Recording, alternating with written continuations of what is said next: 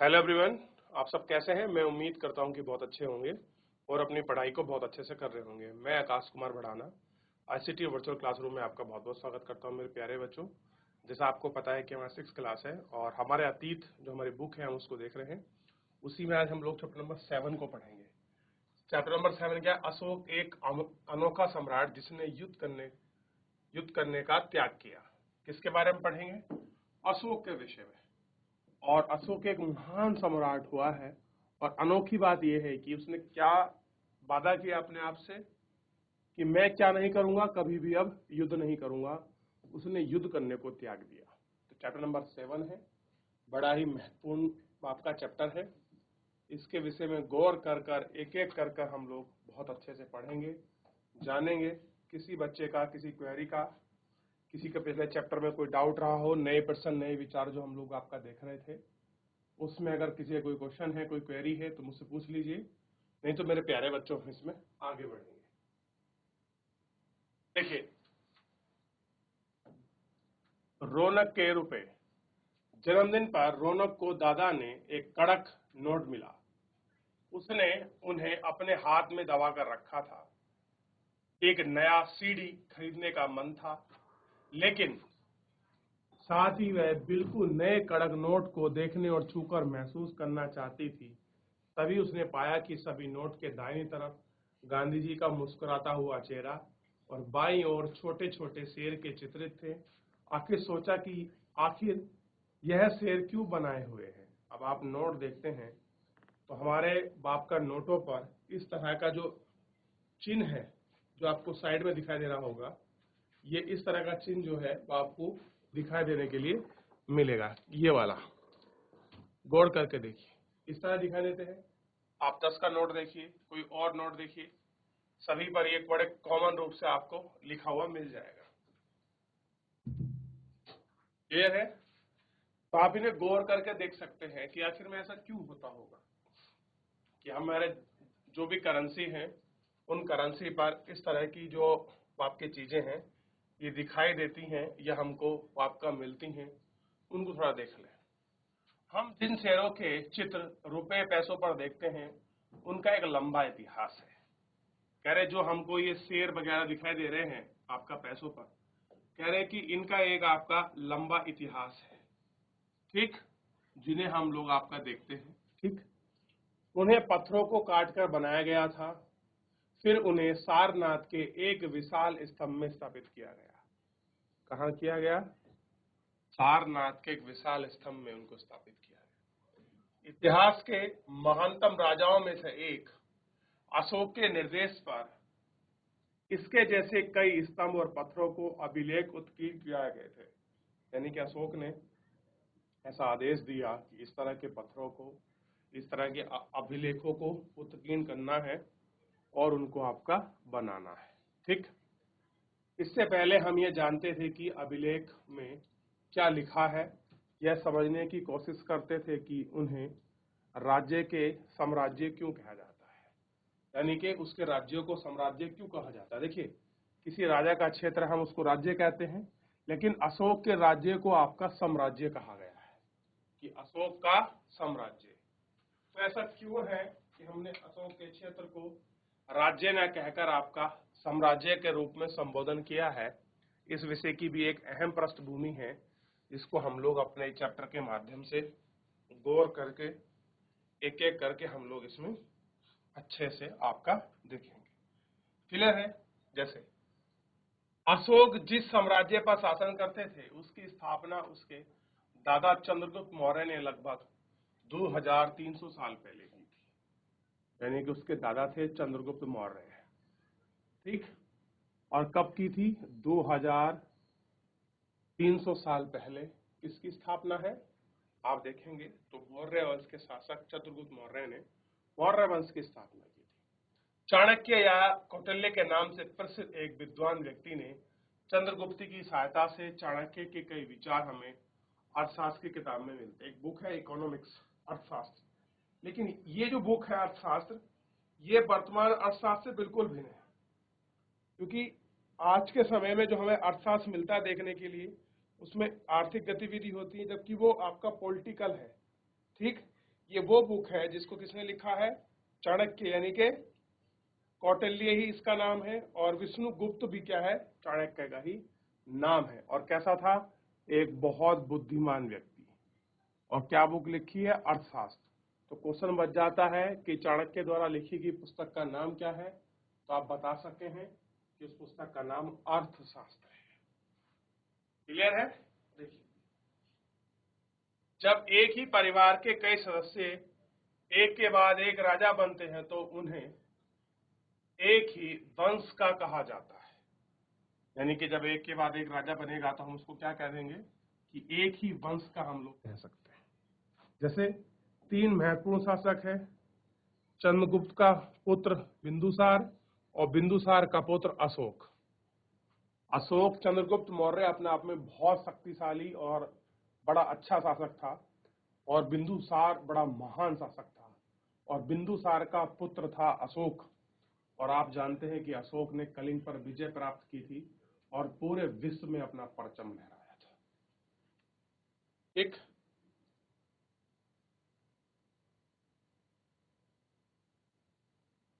देख लिया? देखिए, साम्राज्य में बहुत से नगर थे। मानचित्र में उन्हें काले बिंदु से दिखाया गया है। इनमें साम्राज्य की राजधानी पाटलिपुत्र, उज्जैन और तक्षशिला के प्रमुख नगर थे।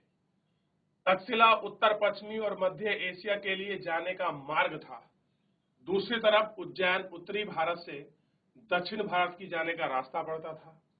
शायद नगरों में व्यापारी सरकारी अधिकारियों का शिल्पकार था, और शायद यही कारण था कि जितने भी अधिकारी जन थे, शिल्पकार थे, या फिर नगर में जो आपका व्यापारी थे, वो सब लोग यहीं के थे। क्लियर है? और यही जाने का आपका रास्ता पड़ता था। तो आप ध्यान रखेंगे, जो आपकी तक्षशिला है और जो राजधानी है पाटलिपुत्र, यानी कि वर्तमान की पटना, उज्जैन मध्य प्रदेश, तक्षशिला वर्तमान में आपका ये पाकिस्तान में है। कहां पर है? पाकिस्तान का सिंध प्रांत में आपका क्या है? वर्तमान में आपकी तक्षशिला है। ठीक, अब आगे देखिए। साम्राज्य के बहुत बड़े क्षेत्रों में किसान और पशुपालकों के गांव बसे हुए हैं। मध्य भारत जैसे इलाके में ज्यादातर हिस्सा किसानों से भरा हुआ था। वहां पर लोग फल फूलों का संग्रहण और जानवरों का शिकार कर कर आजीविका चलाते थे। साम्राज्य के अलग अलग इलाकों में लोग विभिन्न विभिन्न भाषाएं बोलते थे। वे लोग शायद अलग अलग प्रकार के भोजन करते थे, यहाँ तक कि अलग अलग किस्म के पोशाक भी पहनते थे। अब आप जानते हैं कि हर तरह से अलग अलग शासन पद्धति, अलग अलग लोगों का खान पीन, अलग अलग तरह की चीजें थी, जो आप देखते हैं हर क्षेत्र की एक विशेष आपका संस्कृति अपने आप में समाहित होती है। चाहे वो उसके खान पीन को लेकर हो, चाहे उसके रीति रिवाज को लेकर हो, चाहे उसके तौर तरीकों को लेकर हो, चाहे उसकी परंपरा को, चाहे उसके पोशाक को, हर चीज अपने आप में एक विभिन्न रूप में आपको देखने के लिए मिलेगी। ठीक, अब देखिए, कह रहे हैं कि इन जगहों पर अशोक के शिलालेख मिलते हैं, उन्हें लाल बिंदुओं से दिखाया गया है। ये सारे साम्राज्य के भीतर हैं। इन्हें देशों के नाम बताओ कि अशोक अभिलेख मिलते हैं। भारत में कौन सा राज्य मौर्य साम्राज्य से बाहर था? आइए, सबसे पहले हम उत्तर भारत के कुछ क्षेत्रों को हम लोग आपका देख लेते हैं। ये देख लीजिए, इतना बिंदु क्या तक देख लीजिए, दिखाई दे रहा है आपको मानचित्र? फिर नीचे वाले पार्ट को देखेंगे। सबसे पहले एक शहर मिलेगा आपको, देखिए, तक्षशिला, और एक बात कर रहे थे पाटलिपुत्र की, और एक बात की थी उज्जैन की।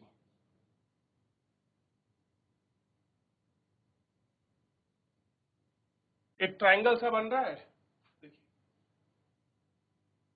ये क्षेत्र है किसका?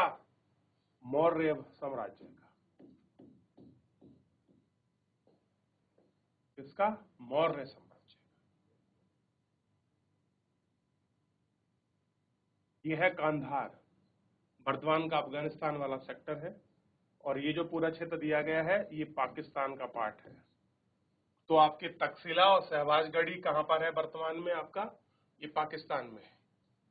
ठीक, ये रहा कालसी, मेरठ, चोपड़ा, बहापुर, लुम्बिनी, सारनाथ, रामपुरा, गुज्जर यानी गुजरात, ये मध्य प्रदेश में है, कौशाम्बी, इलाहाबाद, ये पूरा आप देखिए ये उत्तर भारत का क्षेत्र है। देख लिया बच्चों?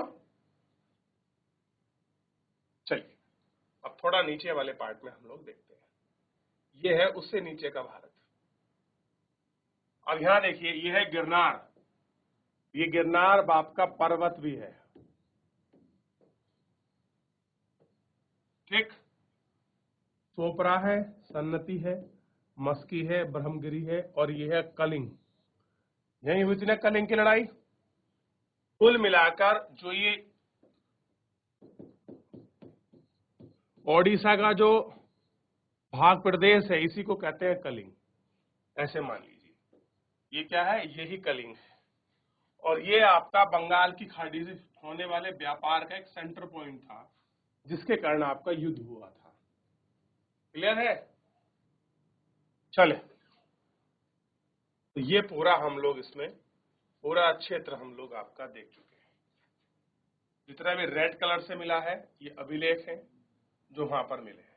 ठीक है, तो एक बार जितना हमने पढ़ा है, इसमें कोई डाउट आ रहा है, कोई क्वेरी है, कोई चीज आप पूछना चाहते हैं मेरे प्यारे बच्चों, आप मुझसे इस चैप्टर में लाइव जुड़कर चैट के माध्यम से अपनी क्वेरी को, अपने प्रश्न को आप मुझसे पूछ सकते हैं। कोई भी स्कूल का कोई भी बच्चा, अगर कोई क्वेरी है, कोई प्रश्न है,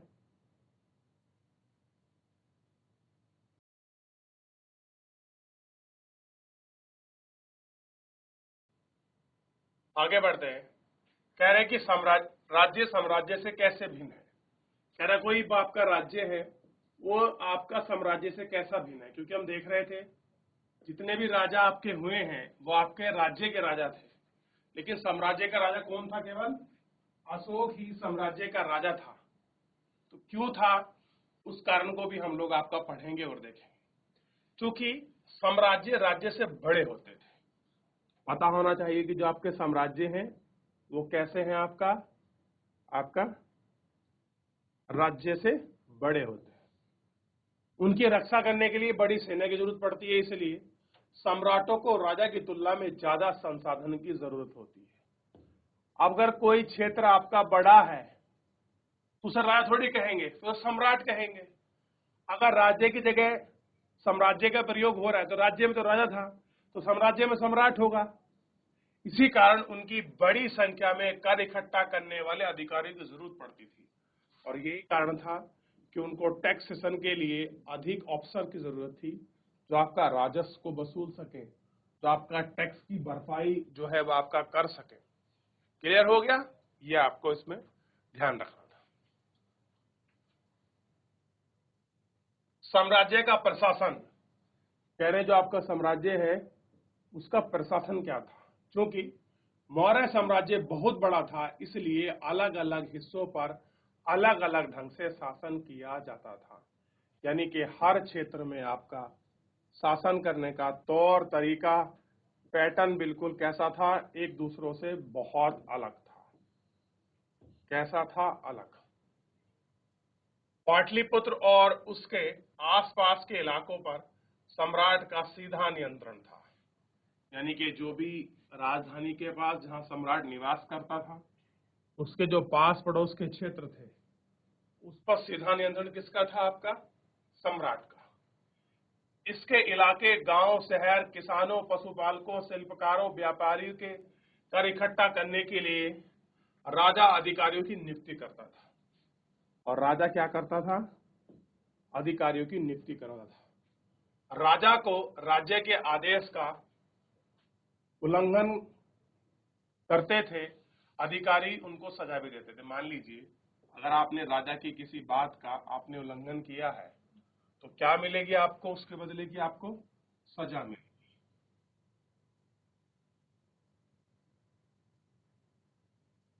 क्या नहीं कर सकते आप? उल्लंघन नहीं कर सकते। किसकी बात का? राजा की बात। क्लियर है? इनमें से कई अधिकारियों को वेतन भी दिया जाता था। संदेश वाहक एक जगह से दूसरी जगह घूमते रहते थे और राजा की जासूसी अधिकारियों के कार्यकलाप पर नजर रखते थे।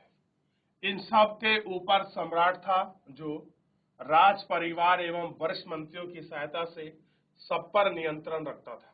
मंत्री देखिए, वो आपका हेल्पिंग नेचर के रूप में, आपका मंत्रियों की सहायता के रूप में पूरे क्षेत्रों पर आपका अपना नियंत्रण रखा था।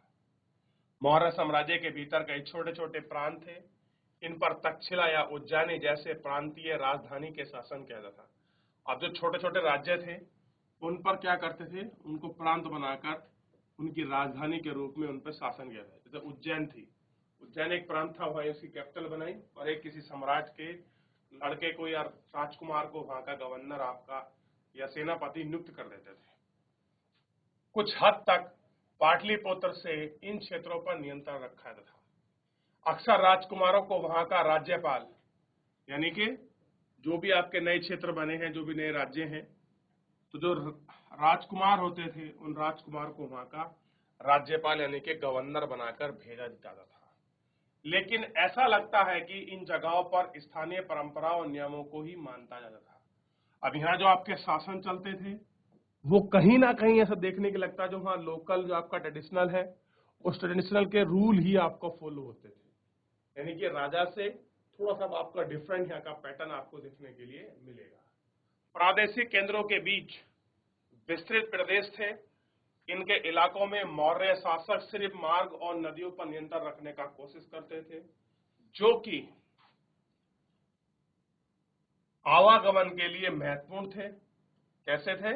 आवागमन के लिए महत्वपूर्ण थे। उन्हीं पर वो क्या रखते थे, आपका नजर रखते थे।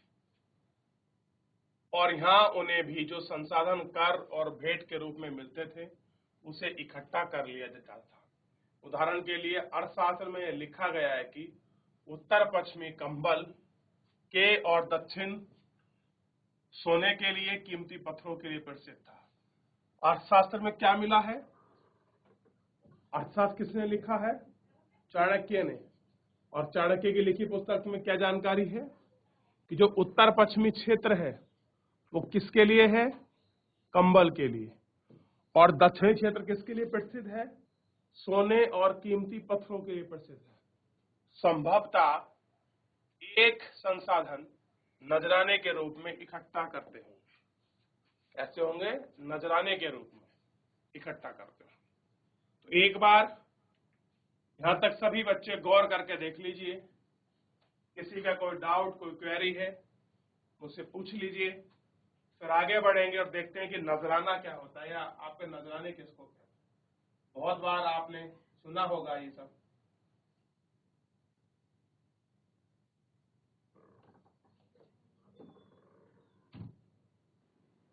देख लिया? अब बात करते हैं नजराना।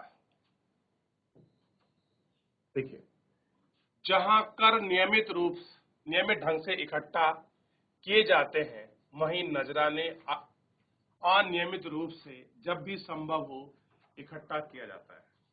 यानी कि टैक्स क्या है? एक रेगुलर बेसिस फॉर्म पर कंटिन्यू के रूप में हम लेते हैं। किसी भी आपका सर्विस पर, एसेंशियल सर्विस पर हम लोग देखते हैं, जबकि नजराने जब मन होता था तब उनको इकट्ठा करते थे।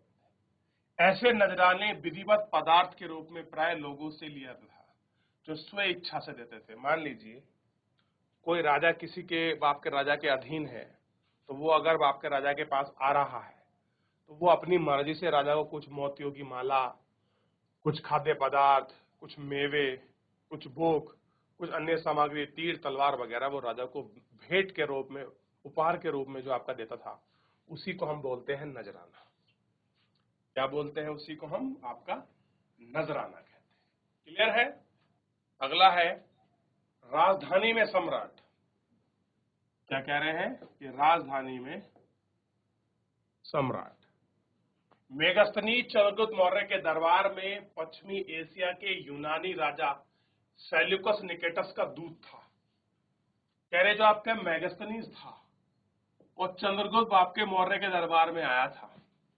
और बेसिकली क्या था चंद्रगुप्त मौर्य के समय के साथ ही समांतर यूरोप में, पश्चिमी एशिया में एक शासक था सेल्यूकस निकेटस, जिसको हम बोलते हैं सिकंदर, अलेक्जेंडर भी हम लोग कहते हैं। ठीक, उसका राजदूत था। मेगास्थनीज ने जो भी कुछ देखा उसका वितरण किया। यहां उसके विवरण में एक अंश हमको देखने के लिए मिलता है। सेल्यूकस निकेटस क्या था? सेल्यूकस निकेटस आपका सिकंदर का राजदूत था, ठीक, यूनानी राजा का। और उसी के समय में कौन था? मेगास्थनीज भारत आ रहा था। यहां हम वितरण का एक अंश देख रहे हैं। एक कुछ छोटी सी जानकारी हम लोग क्या है आपका, हम लोग यहां पर इसको देखेंगे। सम्राट का जनता के सामने आने के अवसरों पर शोभा यात्रा के रूप में जश्न मनाया जाता था। अगर राजा जब भी जनता के सामने आता था तो जनता क्या करती थी? शोभा यात्रा के रूप में आपका जश्न मनाती थी कि हमारा सम्राट हमारे लिए बाहर आया। उन्हें एक सोने की पालकी में ले जाते थे जो सम्राट के सिर के चारों तरफ चक्कर लगाता रहता था। राजा सामान्यतः हथियारबंद महिलाओं से घिरे होते थे, जो हमेशा इस बात से डरे रहते थे कि कोई उनकी हत्या करने की कोशिश ना करे। उन्हें खाना खाने से पहले खास नौकर खाना चखते थे। वे लोग 2 रात एक ही कमरे में नहीं सो सकते थे। कोई भी सम्राट एक कमरे में 2 दिन तक आपका लगातार नहीं सो सकता था। और पाटलिपुत्र यानी कि आधुनिक पटना के बारे में तो एक छोटा सा व्याख्यान दिखाया है कि उस समय के राजा किस तरह से रहते थे, किस तरह से अपना जीवन जीते थे।